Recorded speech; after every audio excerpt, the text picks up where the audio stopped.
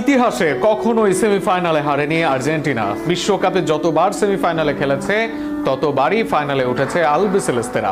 যদিও এবার শক্তিশালী ইংল্যান্ডের বিপক্ষে মাঠে নামবে স্ক্যালোনির দল, তবে এবারও নিজেদের শতভাগ জয়ের রেকর্ড ধরে রাখতেই মাঠে নামবে বিশ্ব চ্যাম্পিয়নরা। হাঁটি হাঁটি পাপা করে দর্শকদের রক্তচাপ বাড়িয়ে আরও একবার সেমিফাইনালে আর্জেন্টিনা। 2014 সালের ফাইনাল, 22 সালে চ্যাম্পিয়ন, আর এবার ইতোমধ্যেই সেমিফাইনাল, অর্থাৎ শেষ 4 বিশ্বকাপের 3টিতেই ফাইনাল খেলার সুযোগ আর্জেন্টিনার সামনে। অবশ্য বিশ্বকাপের সেমিফাইনালে কখনোই পরাজিত হয়নি আলবিসেলেস্তেরা। সেই অদম্য ইতিহাস নিয়ে এবার 16 জুলাই ইংল্যান্ডের বিপক্ষে 2026 বিশ্বকাপের সেমিফাইনালে মাঠে নামছে বর্তমান বিশ্ব চ্যাম্পিয়নরা।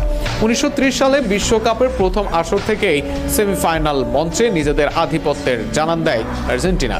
যুক্তরাষ্ট্রকে 6-1 গোলের বড় ব্যবধানে হারিয়ে প্রথমবারের মতো ফাইনালে জায়গা করে নেয় তারা। এরপর 1986 সালে